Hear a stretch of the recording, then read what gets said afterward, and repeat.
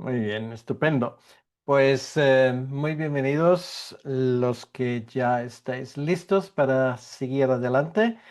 Y hoy efectivamente vamos a estar en Lucas capítulo 19, primera parte. Son básicamente, es una historia y es una parábola que, como se puede imaginar, pues van juntos. Entonces, aunque muchas veces, bueno, cada uno se considera por sí solo. Pero lo interesante cuando estamos intentando averiguar qué es exactamente lo que Jesucristo está enseñando y cómo Lucas o los demás evangelistas están intentando ordenarlo, pues nos damos cuenta que esto efectivamente tiene un sentido y hay una intención detrás, vamos a decirlo así. Pero como siempre vamos a empezar en oración. Y vamos a pedirle al Señor que Él nos acompañe en ese tiempo de estudio. Señor, una vez más te damos las gracias por poder estar aquí, por esa posibilidad de abrir de nuevo nuestras Biblias. Y ya hemos avanzado bastante en el estudio en estos últimos meses y llegaremos ya casi a la recta final, esa semana que habla de tu, de tu sufrimiento, la entrega, la muerte y también la resurrección. Pedimos, Señor, que tú nos ayudes a sacar el máximo provecho de ese tiempo y te pedimos en tu nombre que tú nos acompañes. Amén. Muy bien. Lucas capítulo 19 y de nuevo nos vamos a dar cuenta que delante nuestro es una de las parábolas más conocidas del Nuevo Testamento, que es la palabra, no parábola, porque en este caso es una historia, la parábola viene luego, pero una de las historias más conocidas del Nuevo Testamento, que es la historia de Zaqueo. Em, bueno, siempre hago la misma broma. Esto, como en España se dice zaqueo, en Latinoamérica se dice saqueo, como si fuese una S, y eso va bien con su profesión porque saqueaba a la gente, ¿vale? Entonces el saqueo era lo suyo, según el lema que nombre es programa. Pero bueno, esto es simplemente como pequeña broma de inicio. Vamos a estudiar estos 27 versículos. Y en primer lugar, vamos a ver un hombre, en este caso Zaqueo, que no solamente era un publicano, sino era el jefe de los publicanos, o sea, una persona doblemente interesante. Y vamos a ver qué efecto tiene en su vida ese encuentro con Jesucristo. Es muy iluminador, en mi opinión, sobre todo a la luz de lo que viene después, porque como podemos ver en el versículo 11, y ahora solamente quiero decirlo para empezar, hay una conexión. O sea, a veces pasamos por alto esas cosas, pero dice el versículo 11 explícitamente, oyendo ellos estas cosas. Entonces prosiguió Jesús con una parábola. Quiere decir que las dos cosas van juntas. Y si tomamos esto en cuenta, realmente vamos a tener la llave para entender mucho. Bien, entonces vamos con Zaqueo. Bueno, como siempre, hay algunas ilustraciones un poco inocentes, pero bueno, lo que es bueno para niños también es bueno para mayores, porque alguna cosa yo creo que de una o de otra manera, incluso de una forma más bien humorística, nos enseñan. Bien, entonces vamos primeramente seguir esa historia de Zaqueo. Voy a comentar algunas cosas y luego obviamente vamos a sacar la consecuencia de lo que estamos estudiando. Pues ambos ocupan más o menos el mismo sitio. Versículo 1 al 10 es la historia de Zaqueo. Y luego el versículo 11 al 27 es la parábola de las minas. Bueno, lo digo de antemano, igual para que luego quede más claro, aquí estamos hablando de una divisa. Una mina eran 10 dracmas, si esto significa para algo. Una dracma era el salario de un jornalero, o sea, lo que un trabajador sacaba en un día. Entonces, una mina es 100 veces más, lo cual quiere decir que esto más o menos equivale a lo que un trabajador gana en 3 meses, ¿vale? Entonces, esto ya lo puedes transferirlo a tu propio país, a tu propia cultura y sabe más o menos de qué cantidad de dinero luego estamos hablando. Esto simplemente lo digo de antemano porque esas minas no son minas de oro, sino es simplemente una mina, es una moneda, ¿no? con cierto valor. Los temas centrales que hoy vamos a hablar es el tema del arrepentimiento, que vamos a ver particularmente en la historia de Zaqueo, arrepentimiento, salvación, y luego en la segunda parte el tema de fidelidad y juicio. Son tal vez las 4 palabras claves que vamos a tener en ese contexto. Y obviamente tiene que ver con algo muy importante y esto es la cuestión en qué voy a invertir mi vida. Esto es la cuestión de fondo, ¿vale? La cuestión que une ambas historias.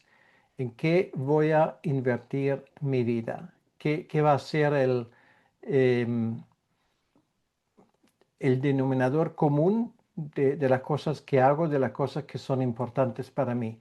Por lo tanto, esto es la idea que vamos a tener por delante.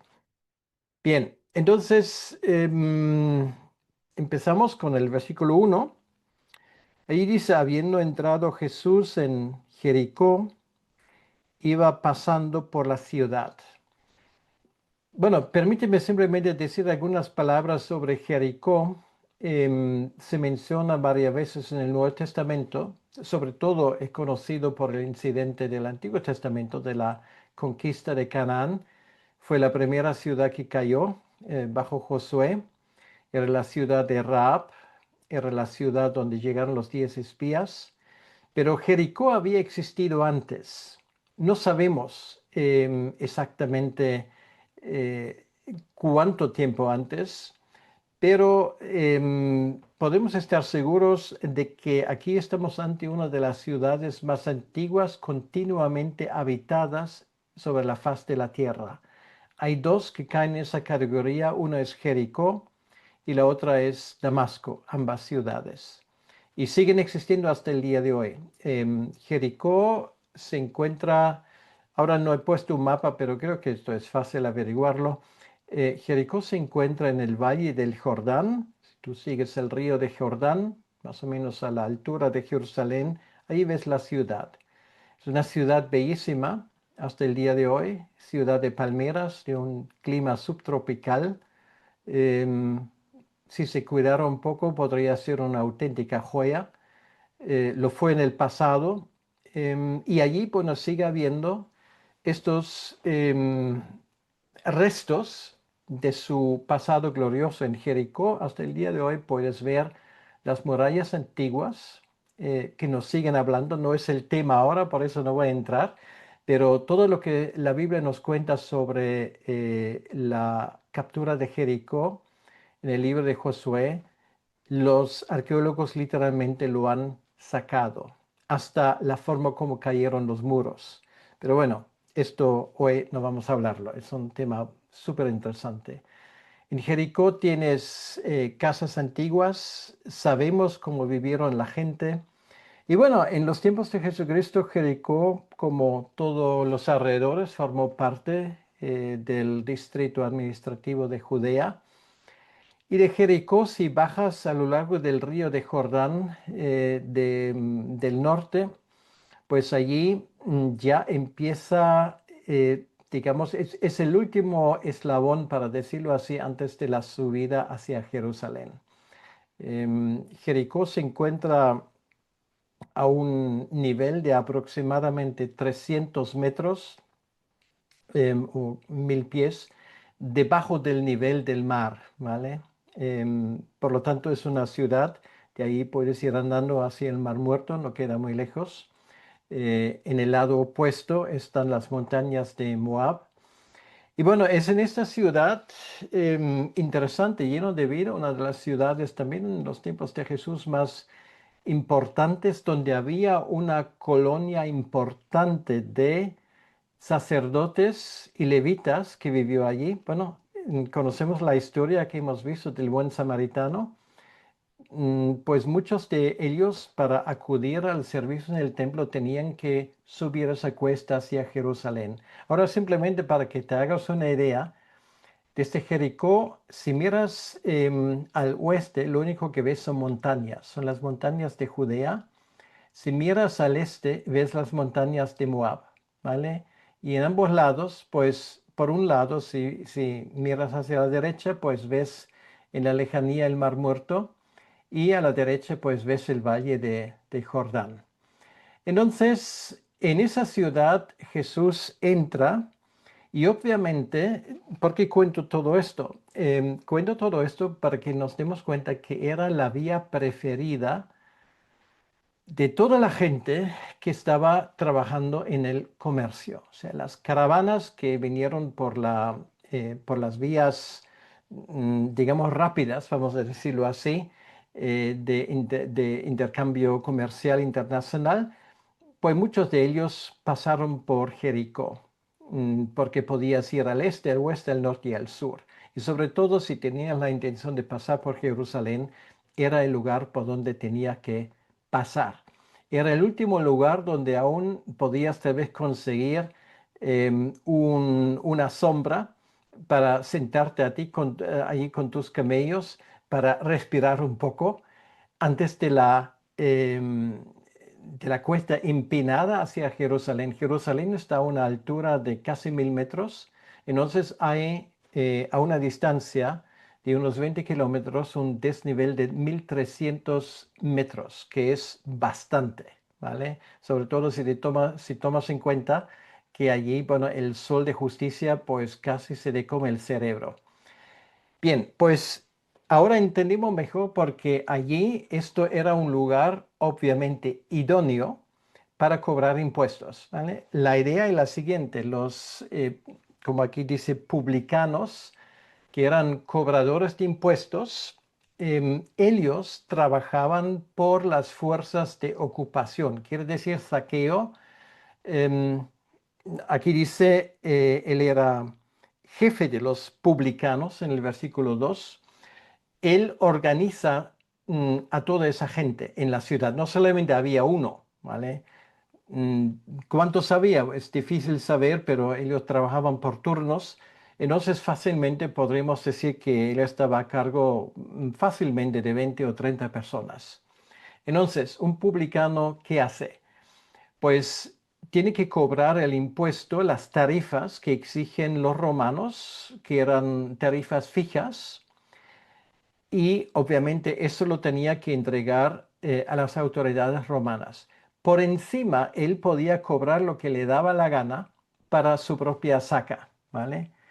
Y de las cosas que entraban en su propia saca, un publicano a su vez pues pagaba a su jefe, que era Zaqueo. O sea, Zaqueo ya no se enfrentaba a la gente, ¿vale? Quiere decir, Zaqueo estaba allí, bueno, paseando de puesto en puesto, cobrando lo suyo, sin hacer las manos sucias, ¿no? No tenía que escuchar el murmureo de la gente, ni sus insultos, ni nada por el estilo. Él lo había conseguido, ¿vale?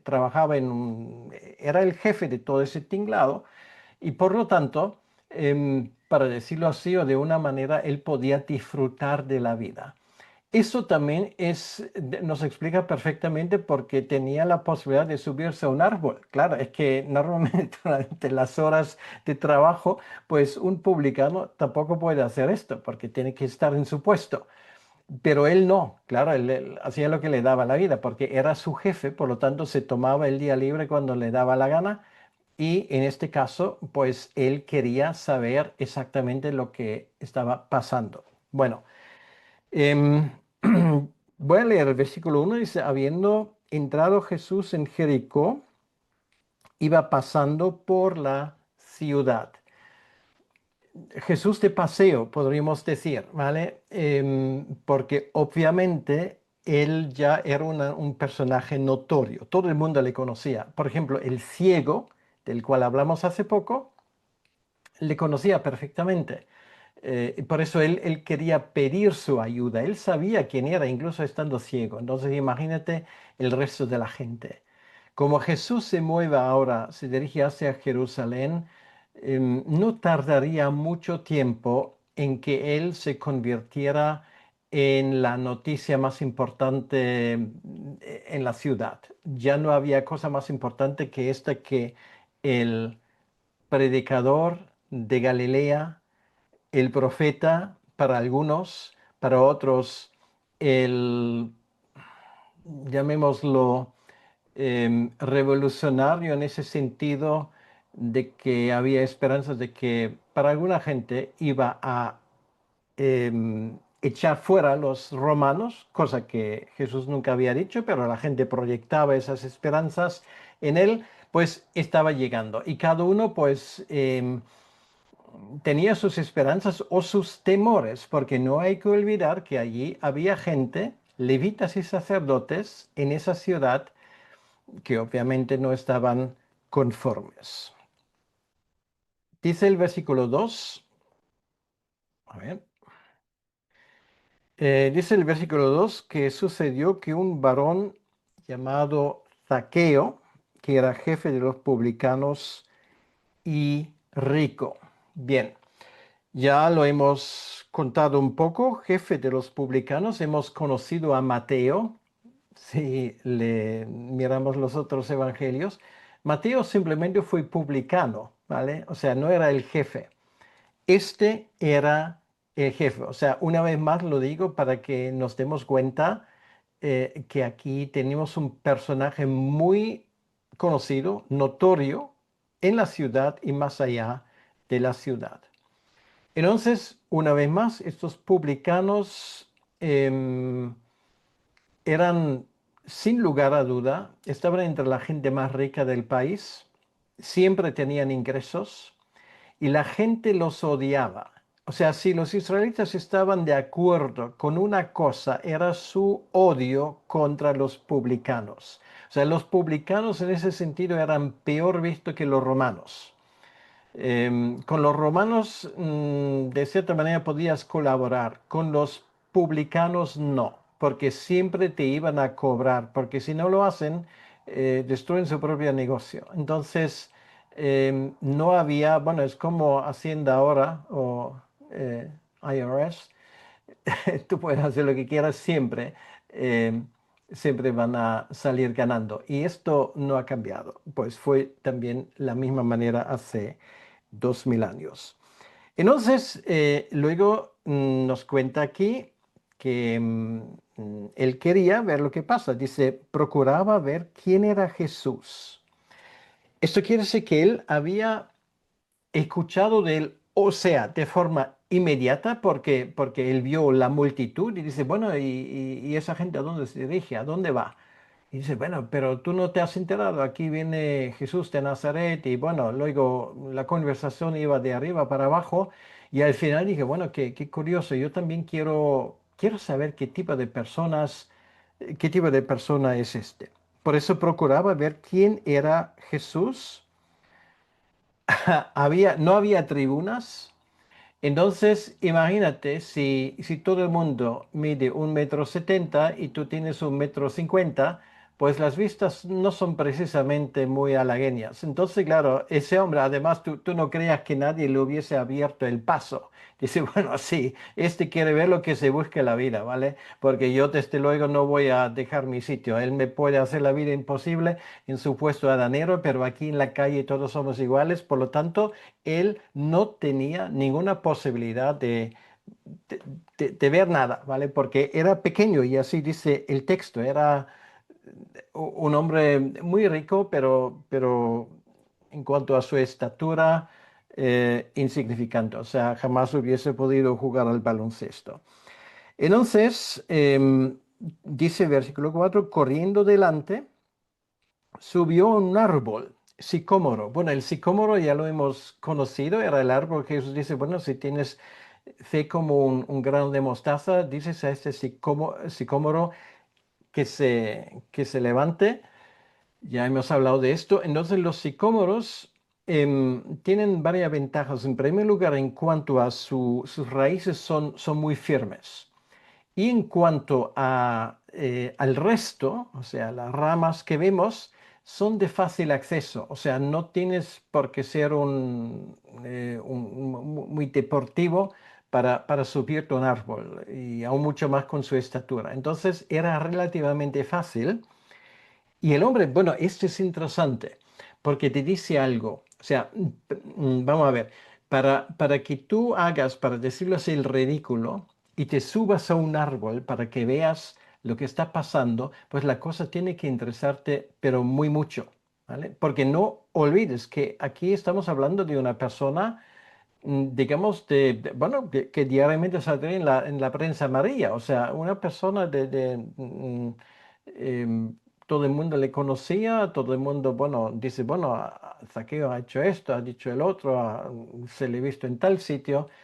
Y claro, él sube ahora, de cierta manera, perdiendo la dignidad. Bueno, dignidad ya no le quedaba de todo modo, pero la gente le vio y dice, bueno, ya se le han fundido los plomos completamente, ¿no? O sea, realmente su interés era alto para hacer esto. Y más que uno dije, bueno, espero que se caiga, que se rompa la nuca, porque obviamente la gente le odiaba, ¿vale? Bien, entonces sube a un árbol sicómoro para verle porque había de pasar por allí. Bueno, en Jericó tampoco había muchas calles, se supone que estamos hablando de la calle principal, y él ya quiere asegurarse el sitio a tiempo. Ahora, todavía no nos damos cuenta, pero obviamente ya tenemos la sospecha. Aquí hay algo más que curiosidad, ¿vale? Porque parece que ese hombre está movido em, por una tremenda curiosidad. Y esa tremenda curiosidad tiene que ver con su vida. Ahora, imagínate un hombre que por el dinero que tiene, bueno, tiene las casas que te puedes imaginar. Tiene todos los lujos del mundo accesible en aquel entonces. Se movía, digamos, de tú a tú con los gobernantes, seguramente con el rey Herodes. Seguramente él tenía buenos enchufes, buenas relaciones, y sin embargo, obviamente, y esto intuimos por estos acontecimientos, dentro estaba insatisfecho, vacío. O sea, se daba cuenta que toda su riqueza no le sirvió para muchas cosas. Por ejemplo, él no podía comprarse em, el amor de la gente. No podía comprarlo. Él no podía comprar el aprecio. Y creo que a esas alturas tampoco se había dado cuenta que tampoco podía comprar el favor de Dios. Y todo esto se va juntando y vemos una persona que ahora entendemos un poco mejor porque se sube a un árbol. Em, a esas alturas, y nunca mejor dicho, ya le daba igual lo que pensaba la gente, porque de todos modos, perder aún más prestigio en sus ojos difícilmente era posible. Finalmente Jesús pasa y dice el versículo 5: cuando Jesús llegó a aquel lugar, mirando hacia arriba, le vio y le dijo: Zaqueo, date prisa, desciende, porque hoy es necesario que pose yo en tu casa. Bueno, obviamente lo que estamos leyendo aquí es un relato condensado, ¿vale? O sea, Lucas nos cuenta la cosa más importante. Pero ahora imagínate a Jesús pasando por la calle principal de Jericó, la gente en su alrededor. Bueno, si tú has visto alguna vez un político paseando por las ciudades o por alguna calle, pues te imaginas un poco cómo era el tema. O sea, supongo que eran los mismos discípulos que intentaban abrirle el camino, La gente pues le gritaba cosas, pues habrá más que uno, porque habían visto lo del ciego. ¿Tú crees que no había más gente que quería que él les sanase, les tocase? No leímos nada de esto, ¿vale? Pero había una expectativa. Él se dirige a Jerusalén, eso ya todo el mundo sabía, ¿para hacer qué exactamente? ¿Será ahora el momento de que el Mesías aparece y se instaura definitivamente un nuevo Estado judío independiente, que él iba a echar fuera a los romanos para devolver a Israel su vieja gloria? Bueno, habrá pasado mucha gente por la cabeza de muchos pensamientos por la cabeza de la gente. Y Jesús así, bueno, se abre camino lentamente hasta que finalmente se acerca al árbol, al sicómoro. Me imagino que con tanta gente alrededor, humanamente hablando, dices que, y Jesús, ¿para qué tendría que mirar hacia arriba? Pero claro, Jesús es el Hijo de Dios, sabe todas las cosas y allí había un encuentro divinamente planeado desde la eternidad. Y efectivamente, Jesús mira arriba, sus cruzados se habrán, sus miradas se habrán cruzado por un momento. Yo estoy seguro que a Saqueo se le cruzó por la mente, bueno, ya me ha pillado, me ha pillado. Ahora, ¿qué va a pasar ahora?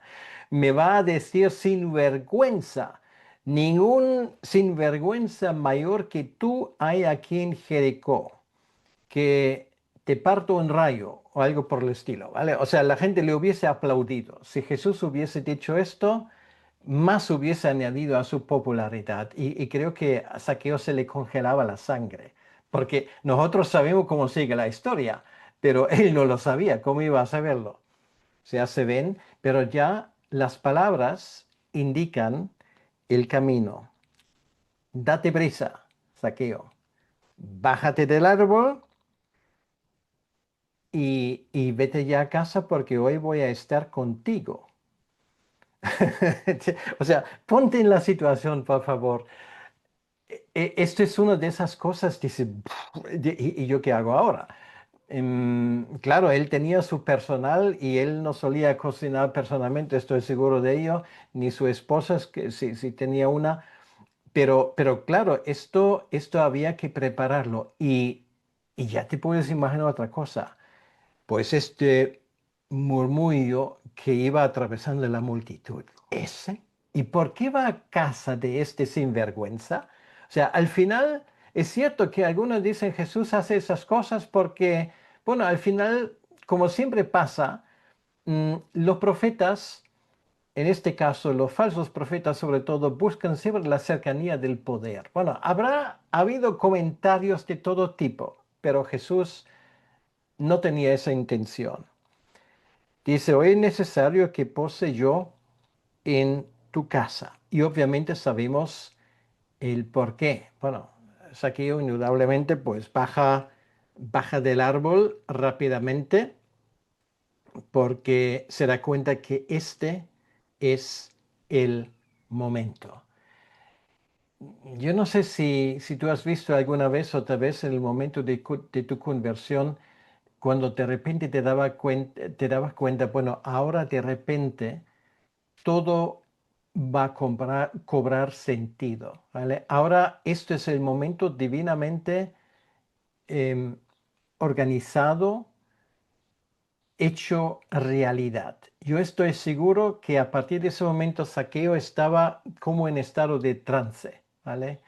Porque de repente se había convertido en el centro de toda atención. Entonces, efectivamente dice aquí que él descendió a prisa y le recibió gozoso. Quiere decir, para Saqueo, después de haberse sobrellevado del susto, ahora se da cuenta, bueno, esto es mi día. Hoy, sí, este es mi día. Y ahora sí, puedes ver la reacción de la gente, lo que te dije antes. Al ver esto, todos murmuraban, diciendo, que había entrado a posar con un hombre pecador.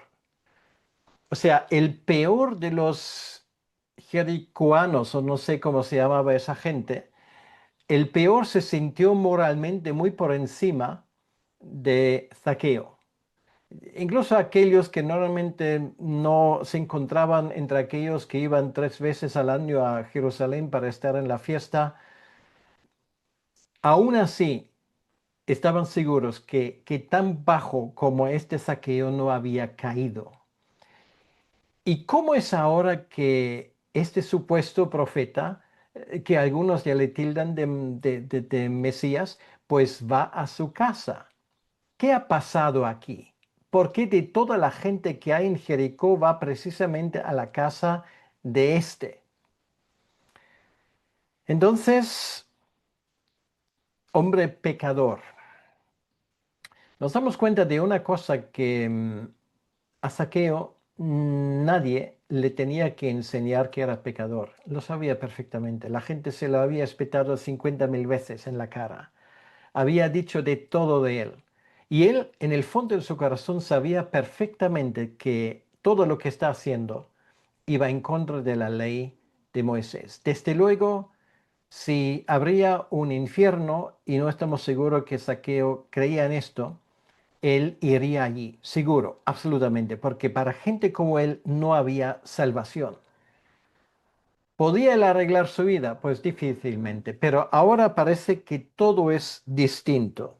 Dice el versículo 8, entonces Zaqueo, puesto en pie, dijo al Señor, y esto ya, no, bueno, el texto no lo dice, pero obviamente esto habla de que, em, porque dice el versículo 7, diciendo que había entrado a posar con un hombre pecador. Entonces, obviamente, él ya estaba dentro de la casa. Y por lo visto, no sabemos si había muchos testigos. Bueno, alguno que otro había, porque Lucas se entera de esto, posiblemente a través de uno de los discípulos. Entonces, me imagino que algunos de los discípulos, igual todos, entraban también en casa. Zaqueo, al darse cuenta, o sea, en este, vamos a decirlo, 5, 10, 15 minutos desde su árbol hasta su casa, no solamente se le cruzan muchas cosas por la cabeza. Posiblemente algunos dices cuando te ahogas o cuando estás a punto de morir, pues ves toda la película de tu vida. Estoy seguro de que algo por el estilo le pasó a Zaqueo, pues vio de repente toda la maldad de su vida, vio esa persona que estaba a su lado, no, más que verlo, intuyó algo que había sentido Pedro, Señor, aléjate de mí, porque yo soy hombre pecador. Jesús no tenía que decírselo a Zaqueo, porque Zaqueo lo sabía perfectamente. Entonces dice aquí puesto en pie, lo cual es una forma, o sea, él no se sienta, ¿vale? O sea, es la postura de un siervo, porque el señor de la casa normalmente está sentado, no se pone de pie. Un siervo sí, porque un siervo recibe órdenes y tiene que estar presto. Pues aquí dice, puesto en pie, dijo el Señor, he aquí, Señor, la mitad de mis bienes doy a los pobres, y si en algo he defraudado a alguno, se lo devuelvo cuatruplicado. Entonces, bueno, haz los cálculos. Bueno, la fortuna de ese hombre tiene que haber sido una fortuna considerable, considerable. La mitad ya lo descuenta automáticamente. De lo que queda, dice, vale, pues esto, para decirlo así, es la masa que queda después de haber declarado la bancarrota en mi vida, ¿vale? Entonces ya voy a pagar deudas. Ahora, es muy interesante porque la ley de Moisés exige, en estos casos, si tú has defraudado a alguien, aparte de que te exige una ofrenda, te exige la devolución de lo defraudado más un 20%, la quinta parte, como se dice. Cuando él dice, yo no voy a devolver el 20%, voy a devolver 4 veces, ¿vale? Lo defraudado. Entonces, esto lo extrapolas y puedes calcularlo como quieras. Cuando termina el día, Zaqueo se queda sin blanca, ¿vale? Porque si esto lo hace realmente en la historia, no hay nada que indique que no lo haya hecho, se queda sin nada, ¿vale? Porque cuánta gente no lo habrá defraudado, y no estamos hablando de pequeñeces, estamos hablando de sumas considerables. Él habrá echado cuentas y finalmente ese hombre está arruinado por decisión propia, ¿vale? Esto es el día uno de una nueva vida posiblemente como un pobre, porque a ver, ¿quién será aquel que dice, ah, bueno, el pobre Saqueo se ha arruinado? Pues ahora, claro, vamos a tener que ser solidarios y echarle una mano. Jamón, porque la gente le odiaba y no desde el día primero iban a tender la mano en señal de reconciliación. O sea, ese hombre se queda fuera. Posiblemente, es mi suposición personal.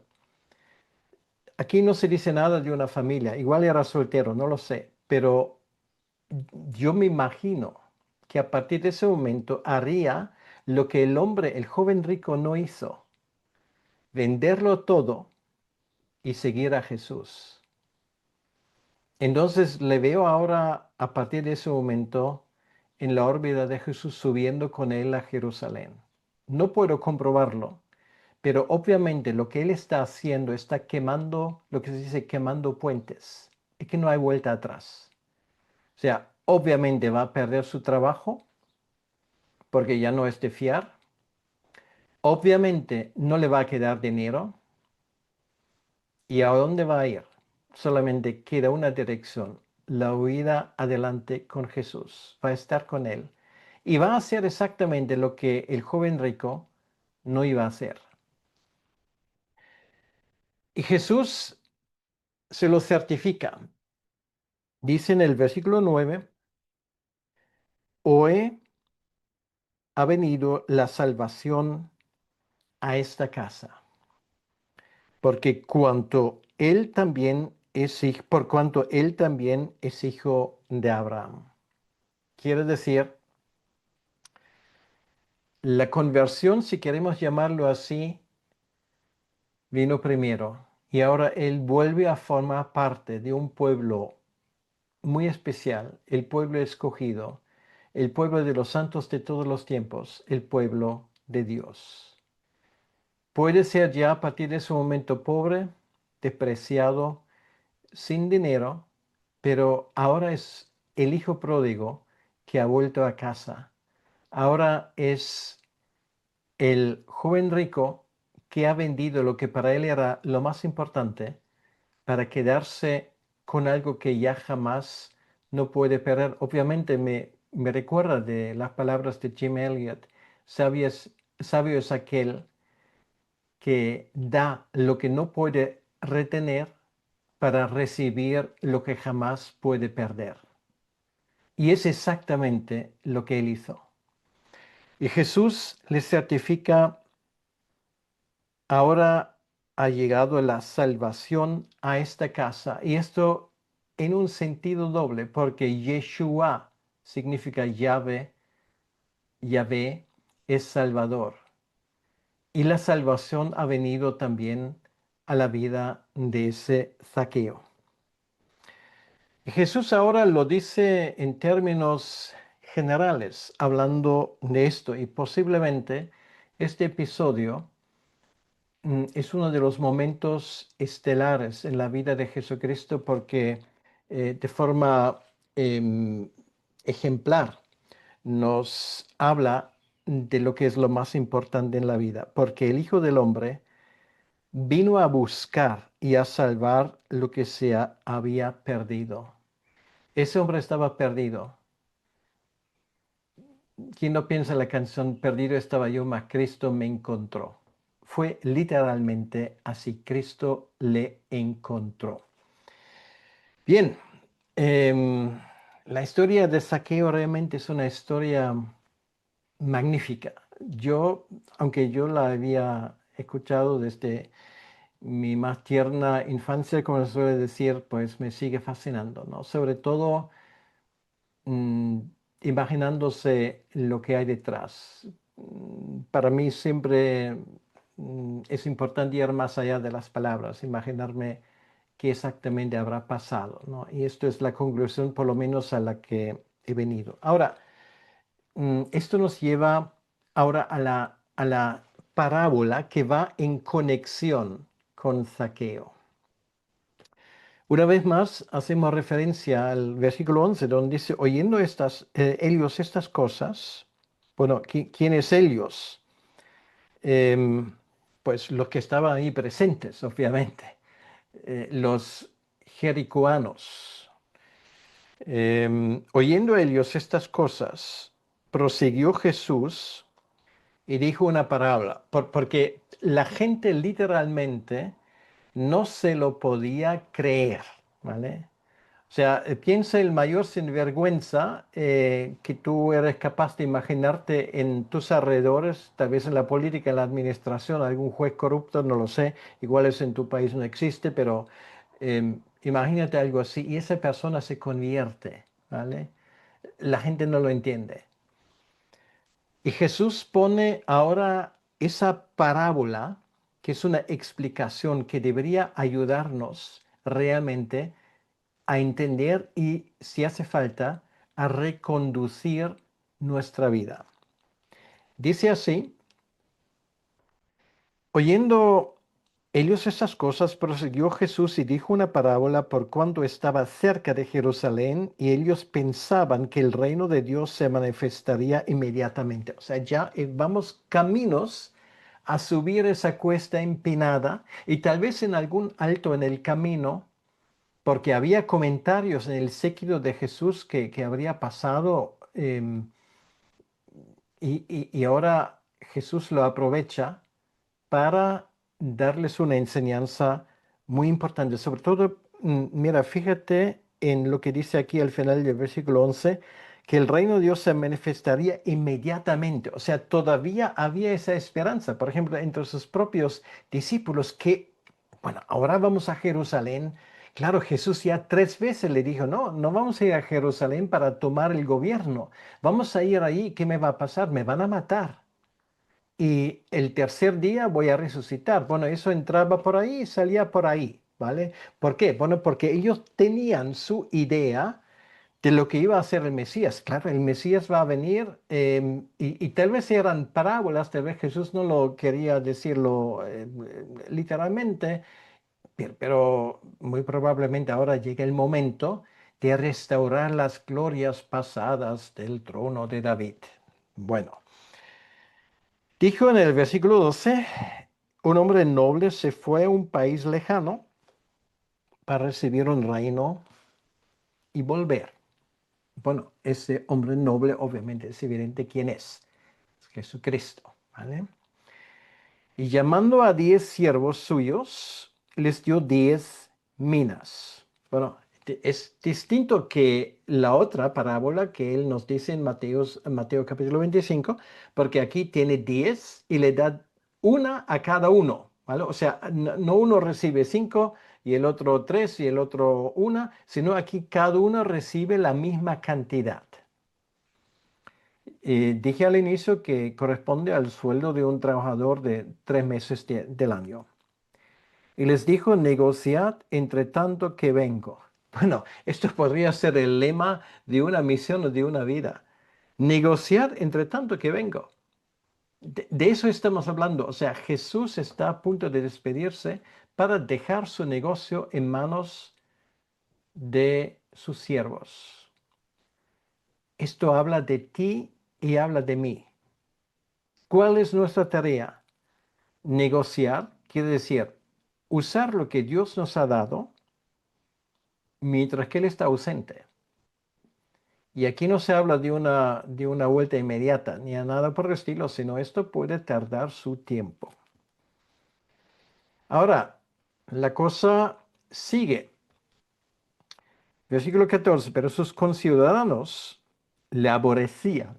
O sea, Le aborrecían como los judíos odiaron a Jesús. Bueno, este odio luego lo veremos cómo se plasma.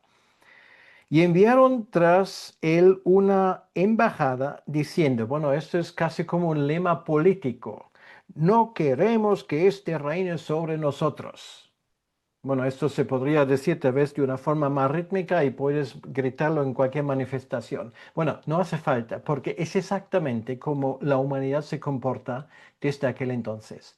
No queremos que este reine sobre nosotros. Esto se llama autonomía. Autónomos somos nuestra propia ley. No queremos obedecer las leyes de este rey. Queremos hacer nuestro propio camino. Mi futuro es mío, mi cuerpo es mío, mi vida es mía y me importa un pimiento lo que piensa Dios, ¿vale? Esto es la actitud del hombre natural hasta el día de hoy. No queremos que este reine sobre nosotros. Es que se puede decirlo más alto, pero más claro, imposible, ¿vale? Entonces, aconteció que vuelto él, después de recibir el reino, mandó llamar a él aquellos siervos a los cuales él había dado el dinero para saber lo que había negociado cada uno. Bueno, eso de negociar, em, esto requiere un esfuerzo, o sea, tienes que pensarte las cosas, tienes que hacer planes, tienes que pensar, bueno, ¿cómo puedo aprovechar lo que Dios me ha dado de la manera más efectiva? Esto significa negociar. Pues una vez más nos damos cuenta que Jesús, como pequeño empresario que era, aquí también en la tierra, obviamente él sabía de ese tipo de cosas. O sea, los recursos son limitados. ¿Cómo hago yo un uso óptimo de los recursos que Dios me ha dado? Esto es economía divina. Y esto es lo que aquí está plasmándose delante de nuestros propios ojos. O sea, Dios en algún momento nos va a tener responsable por las cosas que nos ha dado. Y aquí no valen, como luego veremos, falsas modestias. Ah, bueno, yo no sirvo para nada, soy demasiado pequeño, soy demasiado, qué sé yo. No, no vengas con excusas, porque Dios te ha dado a ti algo con un propósito. Entonces, dice en el versículo 16, el primero que se presenta, vino el primero diciendo, Señor, tu mina ha ganado 10 minas. Madre mía, esto es un 10x, ¿vale? Un 90% de ganancias. Mis respetos, ¿vale? Esto no cualquiera lo consigue. Realmente si algo lo consigues en el mundo de los negocios, pues te ponen The Economist pues 10 veces seguidos en la portada. Pero él lo había conseguido. Él le dijo, está bien, buen siervo, por cuanto en lo poco has sido fiel, tendrás autoridad sobre 10 ciudades. Bueno, de esto hablaremos un momento. Vino otro diciendo, Señor, en versículo 18, tu mina ha producido 5 minas, 5x, 400% de ganancias. No está mal porque me imagino que esto iba durante 5 o 10 años. Y también a ese dijo, tú también sé sobre 5 ciudades. Quiere decir que nos damos cuenta de una cosa, es la responsabilidad va en consonancia con los negocios de esa gente. Y vino otro, bueno, ahora el Señor nos ahora de ver a cada uno de los 10, pero ahora vino otro, versículo 20, diciendo, Señor, aquí está tu mina, la cual he tenido guardada en un panuelo. Ay, qué modesto. O sea, qué piadoso suena esto. Mira, lo he guardado con mucho cuidado. Igual cada día he hecho una genuflexión ante lo que me entregaste y lo he valorado siempre, pero claro, yo, lo vas a entender, yo no podía arriesgarme a usar esto porque al final, si lo hubiese perdido, ¿qué me habrías dicho? Bueno, hay mil excusas y mil cosas de ver esto. Es lo que dice, versículo 21, tuve miedo de ti por cuanto eres hombre severo, que tomas lo que no pusiste y ciegas lo que no sembraste. Entonces se le dijo, mal siervo, por tu propia boca te juzgo. ¿Sabías que yo era hombre severo y que tomo lo que no puse y que ciego lo que no sembré? Porque pues no pusiste mi dinero en el banco. Bueno, esto era cuando los bancos aún pagaban dividendos e intereses. Bueno, los tiempos han cambiado un poco, pero no es el tema de hoy. Para que al volver yo lo hubiera recibido con los intereses. Y dijo ahí, a los que estaban presentes, quitadle la mina y dadla al que tiene las 10 minas. Y los le dijeron, Señor, ¿tiene 10 minas? Pues yo os digo que a todo el que tiene se le dará, mas al que no tiene, aun lo que tiene se le quitará. Bueno, esto tiene mil aplicaciones, pero voy a sacar solamente algunos. En primer lugar, esto quiere decir, nosotros somos emprendedores en el reino de Dios. No estamos hablando necesariamente de dinero ni de bienes terrenales, pero estamos hablando de cosas que Dios te ha dado, que pueden ser bienes terrenales, que pueden ser dinero y pueden ser dones, talentos, lo que tú quieras. ¿Qué vas a hacer con esto? Ahora, nos damos cuenta de una cosa aquí, esto es evidentemente el conexo con la historia anterior. Zaqueo lo ha dado todo, ¿vale? Porque al final el dinero Dios lo puede recuperar si hace falta. Pero a partir de ese momento, Zaqueo le fue útil, ¿vale? En el reino de Dios. No sabemos en qué función, pero una cosa está claro. Algún momento vamos a ver a Zaqueo como responsable sobre 10 o 5 ciudades. Bueno, voy a usar el mismo símil de la historia. ¿Por qué? Porque Zaqueo a tiempo se había dado cuenta de que toda la riqueza del mundo, si no se emplea para el reino de Dios, no sirve para nada. Todo lo que Dios me ha dado, si no lo empleo para el reino de Dios, no sirve para nada. Entonces, estamos hablando aquí, obviamente, entre ser sabio a la luz de la eternidad. Buscar primero el reino de Dios. Y una cosa muy importante, nuestra vida aquí, lo que nos quede, el tiempo que el Señor nos ha dado, tendrá repercusiones en la eternidad. O sea, no es que esa vida termine y bueno, no hay ninguna relación con la nueva vida, sino eso sí va a tener una. Lo cual quiere decir, estamos en tiempo de prueba. ¿Sabes lo que es esto en una empresa? O sea, te están monitoreando a ver si dónde encajas y si no trabajas bien, pues al final te van a despedir. Si trabajas bien, pues tendrás tu responsabilidad. Entonces, ¿qué ocurre? Esto es nuestro tiempo de prueba, ¿vale? Porque te puede gustar la idea, ¿no? Bueno, si me has escuchado lo suficiente, pues ya sabes que vamos a tener que hacer trabajo en el futuro, el reino de Dios, la eternidad, el mundo eterno.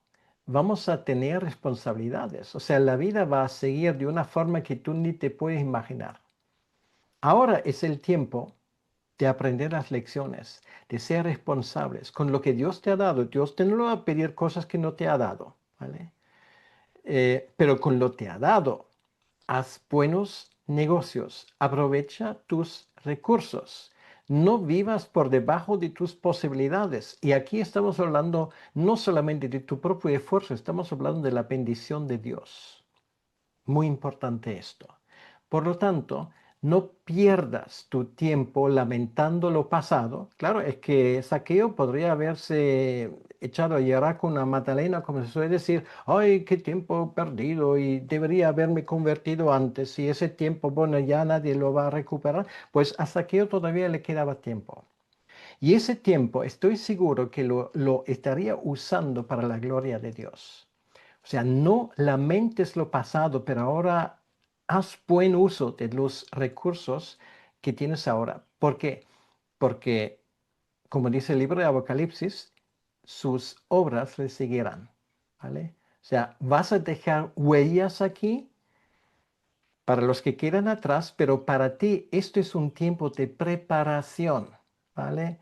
Si eres fiel aquí, serás fiel en el futuro. Y ahora viene una cosa, vas a recibir más, ¿vale? O sea, quiere decir, si aquí tú con la ayuda de Dios sigues adelante y vas a hacer negocios para Él, negocios entre comillas, pues tú recibirás más bendición, más oportunidades y no, que nadie me entienda mal, yo no soy un predicador de prosperidad, ni muchísimo menos, o sea, esto no es el tema, pero estoy hablando de posibilidades. Si tú usas bien tus recursos, Dios te va a dar más posibilidades, cuenta con ello, ¿vale? Porque vas a tener que ocupar el lugar de aquello que no hacen buen uso de sus recursos. Y en el futuro, todo esto em, valdrá, valdrá la pena. Entonces, bueno, estas son algunas de las aplicaciones que podemos hacer. Hay más, pero esto es lo más importante. Y luego mm, hay una cosa triste al final. Dice, también aquellos, mis enemigos, que no querían que yo reinase sobre ellos. ¿Te puedes imaginar algunos de ellos? Bueno, solamente enciendes el telediario, ¿vale? El mundo está lleno de esa gente, de los enemigos de Jesucristo que no quieren que Él reine, porque de eso se trata, del reino de Dios. Y en el reino de Dios, reina Jesucristo su Hijo. Todos aquellos que se le oponen, Él finalmente los va a quitar de medio. Será terrible para ellos. Traerlos acá, dice, y decapitarlos delante de mí. Bueno, luego me cuentas que Jesucristo simplemente pues predicaba el amor, la paz y el entendimiento entre la gente. Esto habla de juicio, ¿vale? O sea, esa gente que se ha puesto en sus banderas, y nunca mejor dicho, sobre todo en estos días de julio, el levantamiento contra Dios, el pisotear todo lo que es sagrado, que sepan una cosa, si no se arrepienten, pues esto es lo que les va a esperar. Ni siquiera hace falta mover un dedo de nuestra parte. Dios juzgará en su momento y juzgará justo. Pero para aquellos que sabemos cómo van las cosas, yo no encuentro una parábola y una historia como la de Zaqueo de más ánimo como la que hemos visto en esta mañana. Por lo tanto, yo te animo que tú dejes que esas palabras te hablen y piensa en qué voy a invertir yo mi vida, qué son las cosas que Dios me ha dado, dónde voy a ser yo responsable y dónde tengo yo que cambiar cosas. Aquí estamos hablando de salvación, de fidelidad. La aplicación quiere decir, tenemos que arrepentirnos donde hemos fallado y recibir el perdón de Dios y corregir las cosas y de ser responsables, fieles con lo que Dios nos ha dado. Pues de esto se trata y creo sinceramente que pocas cosas en la Biblia nos puedan hablar con más claridad que lo que hoy hemos estudiado. Pues nada, tiempo de preguntas, comentarios y las haya.